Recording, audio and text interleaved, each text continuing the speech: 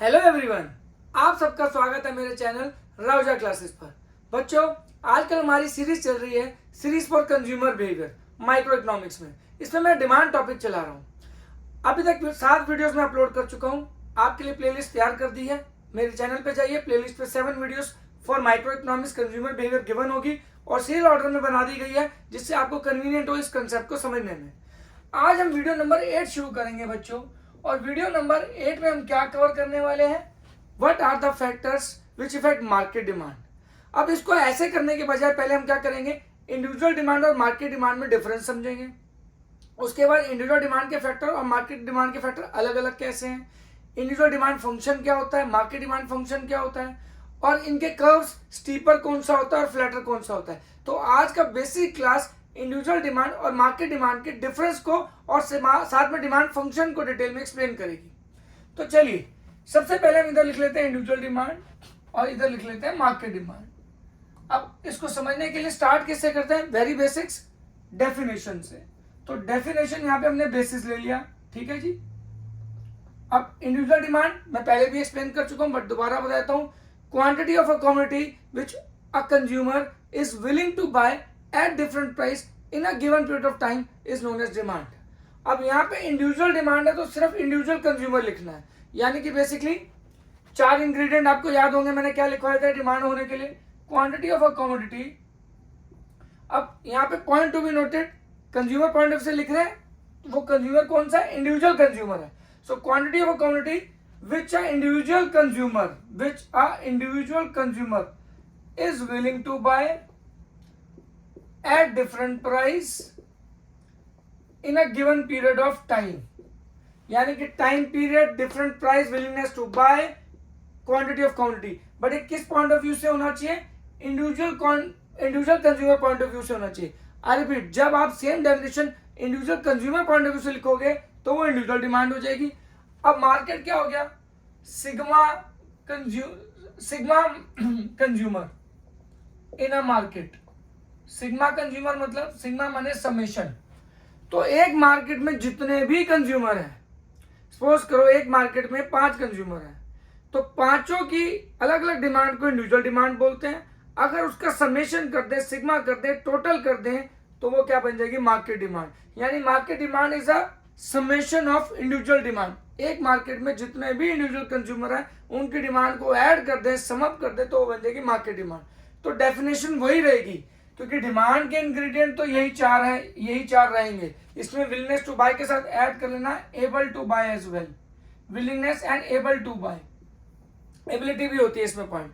तो यहाँ पे क्या पॉइंट रखने वाली बात है कि इंडिविजुअल डिमांड और मार्केट डिमांड में सेम वही पॉइंट है कि चारों पॉइंट डिमांड के यही आएंगे, quantity of a commodity, willingness and able to buy, willingness and able to buy, ठीक है जी। उसके बाद टाइम अपना डिफरेंट प्राइसेस, फिर यहाँ पे टाइम पीरियड। तो देखा जाए तो इंग्रेडिएंट डिमांड के तो सेम ही है, डिमांड के चारों इंग्रेडिएंट सेम है। क्योंकि यहाँ मार्केट लग गया है वर्ड, तो हम यहाँ पे क्या करेंगे? यूज करेंगे quantity of a commodity which all the consumer in a market. यहाँ पे क्या लिखा था? Which a individual consumer in a market. यहाँ पे क्या लिखा था? Which a individual consumer is willing to buy. Which individual consumer is willing to buy आ जाए तो individual demand. Which all the consumer in a market are willing and able to buy, यानी कि यहाँ पे सिर्फ फर्क ये है कि all the consumer point of view से लिखा है, यहाँ पे इंडिविजुअल कंज्यूमर से पॉइंट लिखा है। तो ये इनकी मार्केट का, इनकी डेफिनेशन का बेसिक डिफरेंस बिटवीन हो जाता है individual demand and market demand. अब हम क्या करेंगे? अगेन अर्थमेटिकल प्रेजेंटेशन, यानी कि डिमांड शेड्यूल। अब डिमांड शेड्यूल भी 2 पॉइंट से सीखेंगे। कैसे? Individual demand point of view से, market demand point of view से। तो ये आपका डिफरेंस भी हो जाएगा और साथ साथ में ये इंडिविजुअली भी आप कंसेप्ट सीख सकते हो कि इंडिविजुअल डिमांड में क्या क्या पॉइंट्स लिख सकते हैं और मार्केट डिमांड में आपको क्या क्या पॉइंट लिखने हैं, ठीक है। चलिए, तो इससे पहले हम इसको रब कर दें और अब इसके बाद अर्थमेटिकल प्रेजेंटेशन पे जोर देते हैं। तो अर्थमेटिकल प्रेजेंटेशन में आपको क्या करना है? आपको पता है कि एक टेबलर स्टेटमेंट बनानी है प्राइस और क्वांटिटी डिमांडेड के बीच में। ये पहले की वीडियोस में मैंने डिटेल में सब एक्सप्लेन कर रखा है। मेरी आपसे रिक्वेस्ट है कि प्लेलिस्ट पे जाइए और पूरी वीडियोस ऑर्डर में देखिए, क्रोनोलॉजिकल ऑर्डर में देखिए, आपको बहुत बेहतर अंडरस्टैंडिंग हो पाएगी। चलिए, यहाँ पे नेक्स्ट आ गया डिमांड शेड्यूल, जिसे हम क्या बोलते हैं, अर्थमेटिकल प्रेजेंटेशन, यानी कि मैथ्स की टेबलर फॉर्म में। यहाँ पे इंडिविजुअल डिमांड आ जाओ, यहाँ मार्केट डिमांड आ जाओ। ठीक है जी, हम सबको पता है प्राइस और डिमांड के बीच में इनवर्स रिलेशनशिप होता है। तो यहाँ हम प्राइस ले लेते हैं 10, 20, 30, 40, 50। ठीक है जी, यहाँ पे हम क्वांटिटी डिमांडेड ए कंज्यूमर की ले लेते हैं, बी कंज्यूमर की ले लेते हैं और सी कंज्यूमर की ले लेते हैं। 3 कंज्यूमर मान के चलते हैं कि एक मार्केट में 3 कंज्यूमर है। तो यहाँ पे मैं इंडिविजुअल के अंदर तीनों को अलग अलग ले रहा हूं और मार्केट में क्या करूंगा, इन्हीं तीनों का समेशन करूंगा। That's why market demand is nothing but a summation of individual demand. ठीक है जी, ये आपका डिफरेंस भी हो रहा है और एक अलग अलग से कंसेप्ट भी आप समझ पा रहे होंगे कि इंडिविजुअल डिमांड और मार्केट डिमांड में एक्चुअली आखिर फर्क क्या होता है। और एग्रीगेट डिमांड बिल्कुल अलग टॉपिक है, वो मैक्रो इकोनॉमिक्स में यूज होता है, क्योंकि macro is a study of aggregates. So when we talk about microeconomics we will use only individual demand and market demand, and when it comes to aggregate demand it will be explained in macroeconomics. चलिए, वो आपके 12th के course में होगी। अब यहाँ पे हम क्या करते हैं बच्चों, प्राइस हमारा बढ़ रहा है तो डिमांड हमको क्या करनी होगी, कम। 5, 4, 3, 2, 1। ठीक है जी, यहाँ पे ले लेते हैं, और अगर डिजिट और ऐड करनी है तो क्या कर लें, 10, 9, 8, 7, 6। ठीक है जी, और अगर और ऐड करनी है तो यहाँ ले लेते हैं 15, 14, 13, 12, 11। तो देखा जाए तो यहाँ पे आप देख सकते हो जैसे जैसे प्राइस हमारा बढ़ रहा है, तीनों केस में डिमांड क्या हो रही है, कम हो रही है। यानी प्राइस और डिमांड के बीच में कौन सी रिलेशनशिप है, inverse. Point to be noted, ये इनवर्स रिलेशनशिप है कि प्राइस अगर हमारा बढ़ रहा है तो क्वांटिटी डिमांडेड हमारी क्या हो रही है, कम हो रही है। और यहाँ पे हम मान के चल रहे हैं कि 3 अलग अलग कंज्यूमर हैं, ए, बी, सी। तो ये किसको रिप्रेजेंट कर रहे हैं, इंडिविजुअल डिमांड को। So quantity of a commodity which an individual consumer is willing to buy at different prices in a given period of time is known as individual demand। और यही arithmetical presentation को हम क्या बोलते हैं, demand schedule. तो इसे क्या बोलेंगे, इंडिविजुअल डिमांड शेड्यूल। अब यहाँ पे हम क्या बनाएंगे, market demand schedule. Market demand schedule क्या होगा बच्चों, summation of all the individual demand in a market. यानी यहाँ पे हम प्राइस वापस लिख लेते हैं 10, 20, 30, 40, 50। किसी भी चीज का प्राइस ऑफ पोटैटो मान लो, ठीक है जी, कोई भी चीज ले लेना है।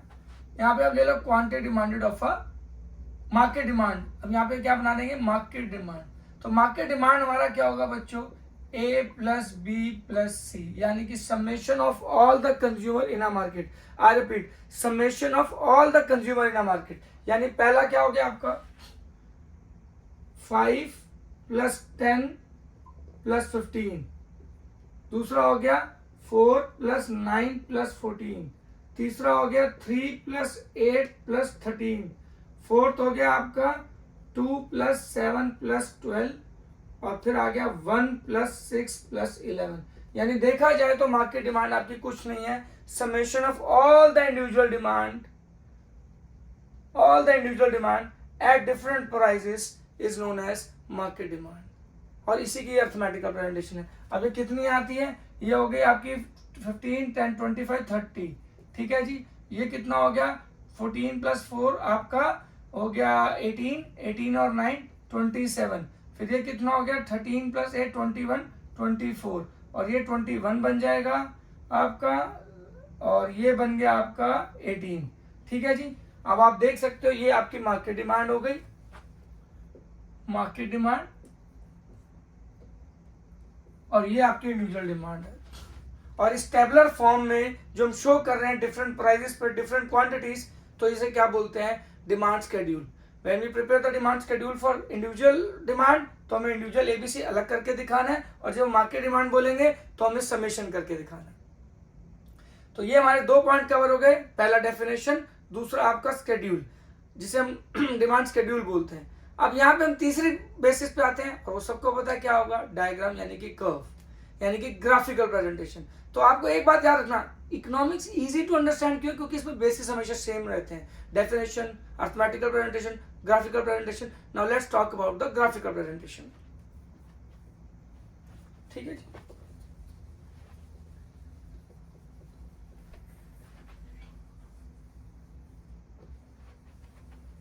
आप सबको बच्चों इतना तो पता होगा कि ग्राफिकल प्रेजेंटेशन के अंदर हम क्या करेंगे, जो भी डिमांड शेड्यूल शोज बनाए हमने, जो भी डिमांड शेड्यूल बनाया है, चाहे वो इंडिविजुअल डिमांड के केस में बनाया है चाहे मार्केट डिमांड के केस में बनाया है, इसी चीज को डायग्रामेटिकली ग्राफिकली शो कर देंगे।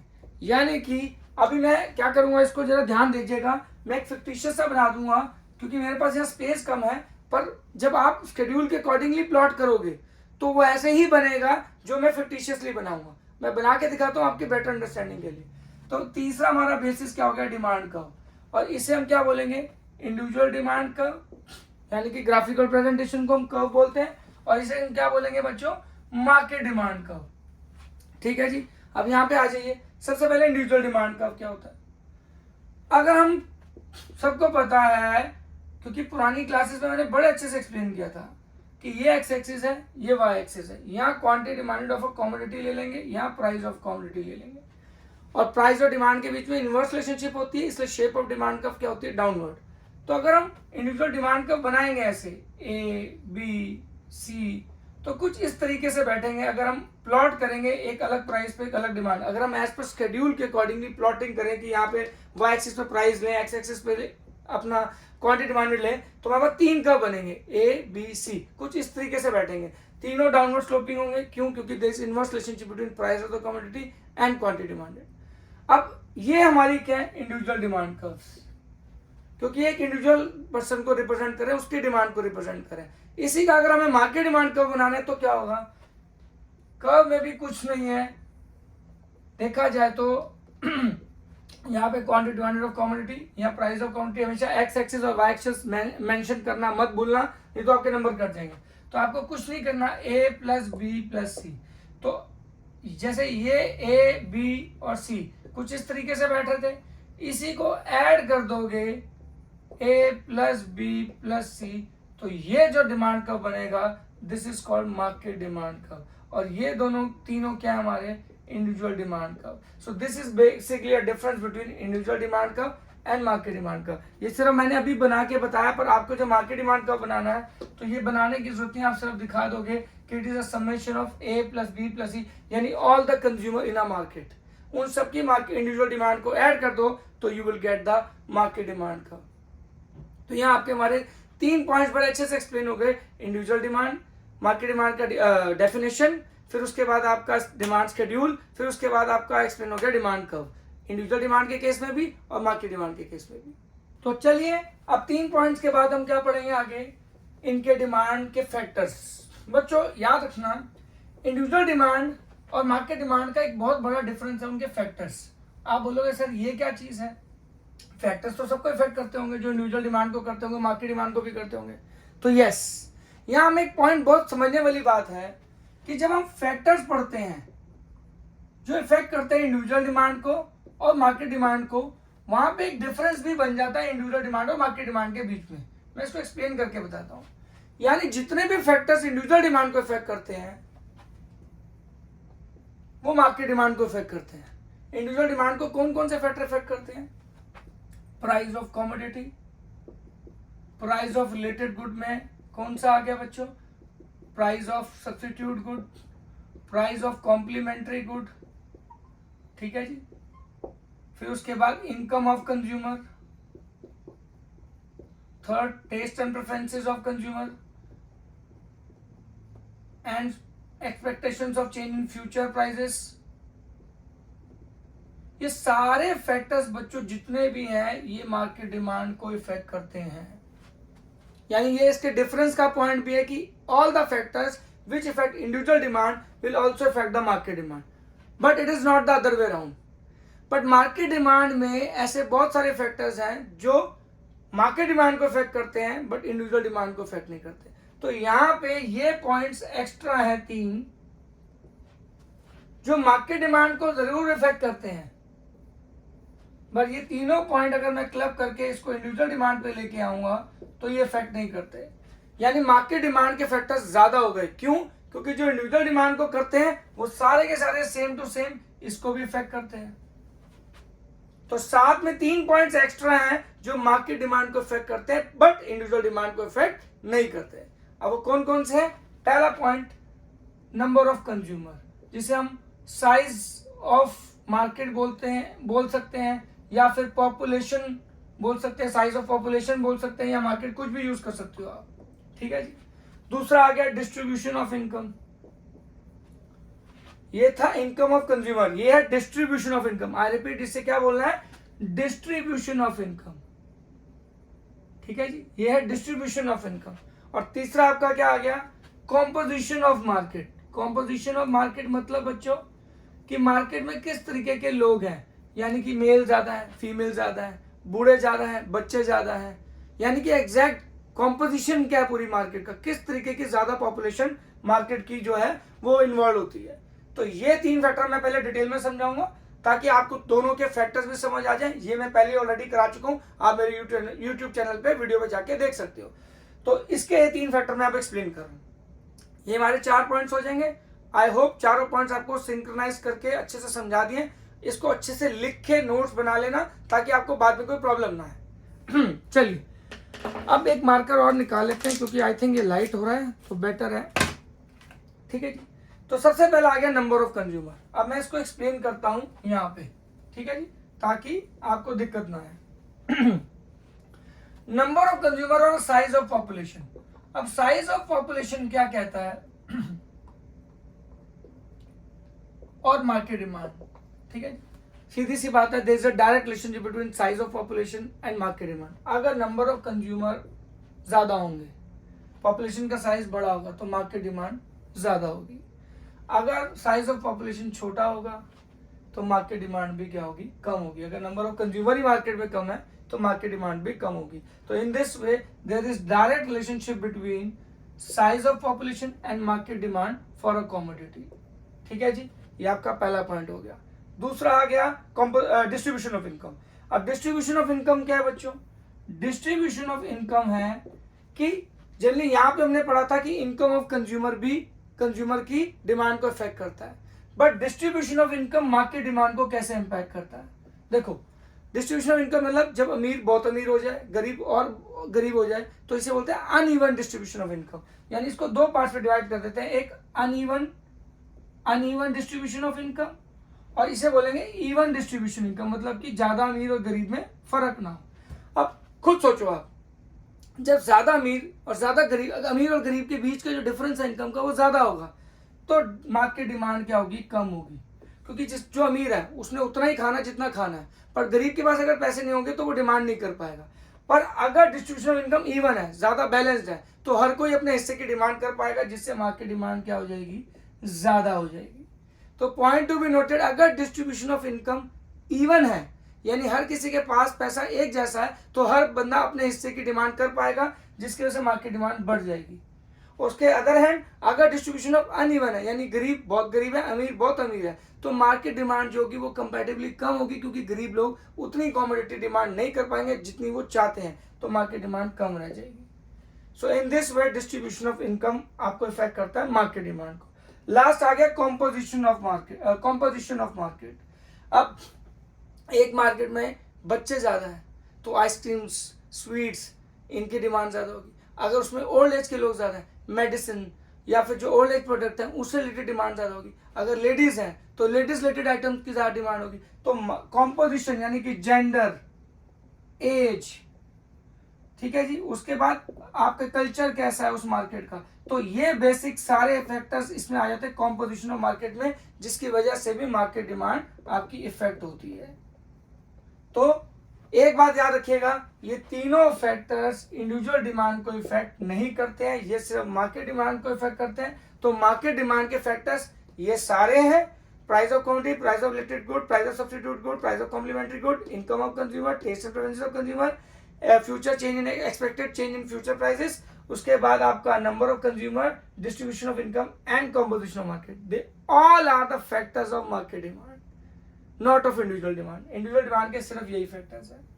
तो आई होप एक और बड़ा डिफरेंस आपको समझ आया। यहाँ पे 2 डिफरेंस समझ आए होंगे, एक कि फैक्टर्स क्या क्या है, और दूसरा कि इंडिविजुअल डिमांड के फैक्टर्स जो है वो मार्केट डिमांड को इफेक्ट करते हैं, पर मार्केट डिमांड के सारे फैक्टर्स इंडिविजुअल डिमांड को इफेक्ट नहीं कर सकते। तो ये आपको डिफरेंस बिटवीन में भी दोनों के ये पॉइंट आप ऐड कर सकते हो। ठीक है जी। अब इसके बाद हमारा क्या रह जाएगा? Demand function. चलिए बच्चों, अब मैं आपको इसका एक फिफ्थ पॉइंट कराता हूं। ये तुम्हारा हो गया फैक्टर्स। अब आ गया हमारा डिमांड फंक्शन। बच्चों डिमांड फंक्शन होता क्या है? डिमांड फंक्शन एक सिंपल वे है बताने का कि डिमांड फॉर अ कमोडिटी किस तरह से इफेक्ट करती है उसके फैक्टर्स के द्वारा। यानी कि मैं इसको बना के दिखाऊंगा तो आपको ज्यादा अच्छे से एक्सप्लेन होगा। तो जिस तरीके से हर चीज में हमने क्या लिया, यहाँ फैक्टर्स और फैक्टर को दो हिस्सों में डिवाइड कर दिया, individual and market, individual and market. तो सबसे पहले यहाँ पे हम क्या एक्सप्लेन करेंगे, डिमांड फंक्शन। ये मैंने पहले की वीडियोस में एक्सप्लेन नहीं किया, तो मैं आपको दोनों इसी में पूरा डिटेल में एक्सप्लेन कर देता हूँ कि डिमांड फंक्शन क्या होता है, या इसको इस तरीके से एक्सप्लेन कर देता हूँ ताकि आपको ज्यादा बेटर लगे। ठीक है जी। डिमांड फंक्शन होता क्या, पहले ये बता देता हूँ आपको। डिमांड फंक्शन होता क्या है? तो demand function is a functional relationship between, demand function is a functional relationship between demand for a commodity and factor determining demand. यानी कि it can be expressed in form of equation. dx is a function of price of commodity, price of related goods, income of consumer, taste and preferences, expected change in future prices and dot dot. तो अगर हम ध्यान से देखें यहाँ पे dx stand for demand for a commodity। ठीक है जी। ये आसान तरीका है, एक इक्वेशन की फॉर्म में बताने का तरीका है कि डिमांड फॉर अ कमोडिटी किस पे इफेक्ट करती है, उन सारे फैक्टर्स पे। यानी सारे फैक्टर्स को जोड़ के जो भी आपके पास क्वांटिटी डिमांड आएगी, इसे बोलते हैं demand for commodity, sorry demand function. तो F stand for functions of, यानी किससे किस चीज पे डिपेंड करते हैं डिमांड।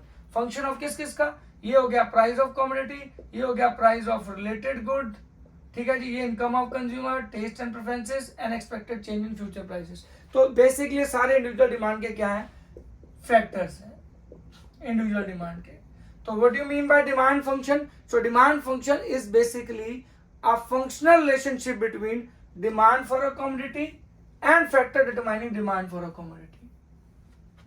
रिमेंबर बच्चों, एक इजीएस्ट वे है जिसमें एक डिमांड फॉर कमोडिटी किस चीज पर डिपेंड करती है, उसको उस इक्वेशन को हम डिमांड फंक्शन बोलते हैं। अब डिमांड फंक्शन देखा जाए तो दो चीजों पर डिपेंड करते हैं। डिमांड फंक्शन दो तरीकों के होते हैं, सॉरी, कौन कौन से, individual demand function and market demand function. Individual demand function and market demand function. तो इंडिविजुअल डिमांड फंक्शन क्या हो गया, again demand for commodity is function of price of commodity, price of related goods, income of consumer, taste and preferences, expected change in future prices. ये आपके सारा हो गया individual demand function, ये individual demand function है। और यही अगर मार्केट डिमांड फंक्शन आ जाएगा तो क्या हो जाएगा बच्चों, यहाँ पे सिर्फ इंडिविजुअल डिमांड के फैक्टर लिखे तो यहाँ पे सारे मार्केट डिमांड के फैक्टर्स आ जाएंगे, price of commodity, price of related good, क्योंकि जो इंडिविजुअल को अफेक्ट करते हैं वो मार्केट को तो करते ही करते हैं, income of consumer, taste and preferences, expected change in future prices. उसके बाद कौन कौन से, distribution of income, size of population and last आपका था कॉम्पोजिशन ऑफ मार्केट। तो देखा जाए तो आपके सारे पॉइंट्स यहां कवर हो गए। आप देख सकते हैं, यानी सिंपल है इंडिविजुअल डिमांड और मार्केट डिमांड। अब ये आपको याद रखना, जब भी वो डिमांड फंक्शन की डेफिनेशन बोलेगा तो बच्चे लिखाते हैं it is a functional relationship between demand for a commodity and factor determining demand. नई नंबर मिलेंगे आपको इसे एक्सप्रेशन, इस इक्वेशन की फॉर्म में एक्सप्रेस करना मैंडेटरी है। वहां पे साथ साथ बता के आना है, dx stand for demand for a commodity, F stand for function of, और ये एक एक फैक्टर किस चीज को रिप्रेजेंट करता है आपको लिख के आना, कैटेगरी इक्वेशन को एक्सप्रेस करना और उसकी डिटेल बता के आनी है, तभी आपको पूरे मार्क्स मिलेंगे, अदरवाइज आपको पूरे मार्क्स नहीं मिलेंगे। तो ये हो गया आपका एक और पॉइंट कि डिमांड फंक्शन क्या है, इंडिविजुअल डिमांड फंक्शन क्या है एंड मार्केट डिमांड फंक्शन क्या है, और जो भी डिमांड फॉर अ कमोडिटी और उनके फैक्टर्स के बीच के एक फंक्शनल रिलेशनशिप को जो कि एक इक्वेशन की फॉर्म में एक्सप्रेस हो सकता है, उसे हम demand function, individual demand function and market demand function बोलते हैं। चलिए, अब इसके दो मिसलेनियस पॉइंट्स और रह गए हैं। अब हम अगर उनको भी कवर कर देंगे बच्चों तो हमारा ये टॉपिक मेरे हिसाब से बहुत अच्छे से खत्म हो गया होगा। इन केस आपको किसी और पॉइंट पे डाउट आता है या कोई प्रॉब्लम आती है तो मुझे कमेंट सेक्शन में जरूर बताइएगा, मैं आपको पूरा का पूरा जल्द से जल्द उस पर रिवर्ट करूंगा। चलिए, अब इसके दो पॉइंट्स क्या है, लॉ ऑफ डिमांड।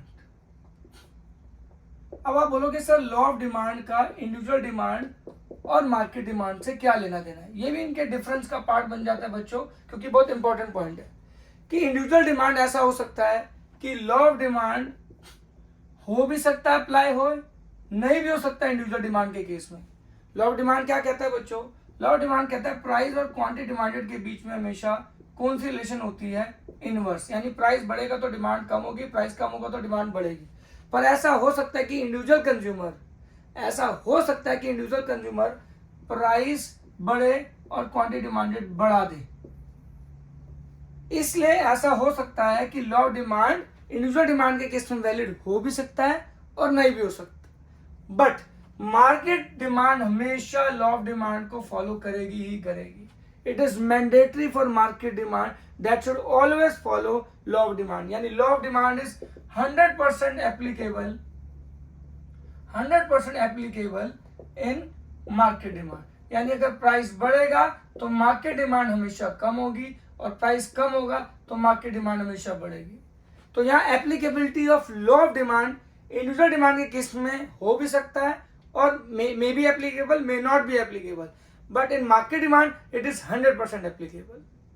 तो ये बहुत इंपॉर्टेंट पॉइंट है डिफरेंस बिटवीन के लिए। आप ये पॉइंट भी अपने पेपर में जरूर लिख के आइएगा कि application of law of demand. ठीक है जी, ये applicability of law of demand की, इसमें एप्लीकेबल हो भी सकता है, नहीं भी, और इसमें 100% एप्लीकेबल होगा। अब एक और पॉइंट कि कौन सा कर्व ज्यादा फ्लैटर होगा और कौन सा कर्व स्टीपर होगा, यानी शेप ऑफ डिमांड कर्व। अब मार्केट डिमांड के केस में और इंडिविजुअल डिमांड के केस में दोनों डाउनवर्ड स्लोपिंग तो होंगे, क्योंकि इनवर्स रिलेशनशिप वैलिड होता है। तो याद रखना, इसे हम बोलते हैं शेप। ठीक है जी। तो इंडिविजुअल डिमांड जो कर्व होता है जनरली स्टीपर होता है, यानी ऐसे की तरफ। और अगर मार्केट डिमांड का कर्व आप देखोगे तो हमेशा क्या होगा? फ्लैटर, वो ऐसे की तरफ होगा, यानी ऊपर की तरफ जा रहा है। ये नीचे की तरफ आ रहा है, दोनों डाउनवर्ड स्लोपिंग है, पर ये स्टीपर है थोड़ा और ये कर्व फ्लैटर की तरफ है। अब सवाल होता है ऐसा क्यों, वाई? तो पहले तो ये डिफरेंस लिख सकते हो, the shape of market demand is flatter than the shape of individual demand, ये स्टीपर होगा। क्यों? क्योंकि प्राइस के अगर चेंज होगा, प्राइस में अगर कुछ चेंज आएगा तो इंडिविजुअल डिमांड पे जो इम्पैक्ट चेंज आएगा वो स्मॉलर होगा मार्केट डिमांड के चेंज होने से, मार्केट डिमांड के चेंज होने में।